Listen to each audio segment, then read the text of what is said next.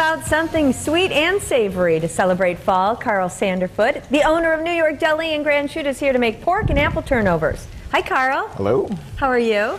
Doing good. Smells absolutely wonderful here in the studio. Last time, Carl made a pumpkin soup for us that was delicious, and he's sharing a recipe for that.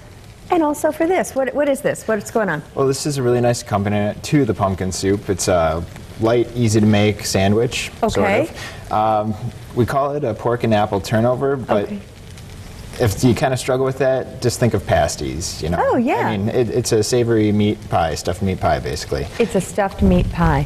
Love it. So for this, we started with some ground pork. Okay. And we just cooked that until it wasn't pink all the way through. And to that, we added our aromatics of celery, onions, and carrots. Okay, and everything's going on. It's all right here in the pan already. All right. And then we also used some diced apples. Okay. We stuck with a tart Granny Smith apple just to give it that sour kind of flavor. There's plenty of apples available at market right now, being fall, but you know, just keep in mind you want something that's going to hold its shape a little bit. Some apples tend to cook down into a sauce, and some keep, you know, apples that are used for pies tend to hold up better for this kind of Okay, so you use Granny Smith apples. We use Granny Smith apples. And again, you have the carrots and the celery and the potatoes and... Yep, and we just cook that all the way through. There's also some potatoes in there. Those aren't necessary. It's just kind of a filler. Yes, they are. So then just cook it through until the potatoes are done, the pork's cooked through, and then we added some salt and pepper and ground sage to that. Okay. Set that aside to let it cool a little bit, and then we take sheets of pre-made puff pastry. It's a convenience product you can find in pretty much any grocery freezer section. We actually rolled that out a little bit, let it thaw, rolled it out a little bit thinner than it was, because when you bake puff pastry, it puffs way up, and you'll end up with a turnover that's all bread. Okay. So we rolled that out, and then we cut out about 3-inch rounds out of that. Here, we'll cut a fresh one out real quick. And then, so these are nice and pliable. You want to work on a fairly well-floured surface, or else it's going to stick to everything. And depending on if you want to stay more savory, you can just load your fillings in right away. Or what we have on the side here is some apple butter, which is a concentrated applesauce. All right, let's give that a whirl. So we're just going to put a little bit of that down as a base. And then just spoon a little bit of this in there? Go ahead and spoon a little bit on there. You're not going to be able to pack these things tight. Is that enough, do you think? You might throw another scoop on there. How does that look?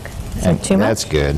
Anything that doesn't fit, we'll just kind of push out of the way. Okay. And we also have some Gruyere cheese here, kind of the Swiss family, nutty in flavor. And we know Gruyere goes with apples. So, little cheese, a lot of cheese, whatever you feel like doing in there. And then to fold these, you can take either some water or just a little bit of egg wash and go around the edge. Kind of push your filling into the middle. Don't be afraid to manhandle it a little bit. If it's soft enough, it shouldn't tear on you. And then just pack it all down in the sides. And then you can take a fork, we got an extra one here, and now just crimp down the edges all the way around. Very cool. And how long does it go in the oven? They can go in the oven since your filling's already cooked through. You're just baking off the pastry, so about 15 minutes or until it's golden brown. Pull those babies out of there and take a look. If they're done. Not quite, or just about. Get the general idea. Again, Carl has shared the recipes. They're online, fox11online.com. Just click on Good Day Wisconsin. And we do have 2 of them that are already done right there on the plate. And then would you serve it with that apple butter? You can serve it with the apple butter. Otherwise, you can, got a plate over there.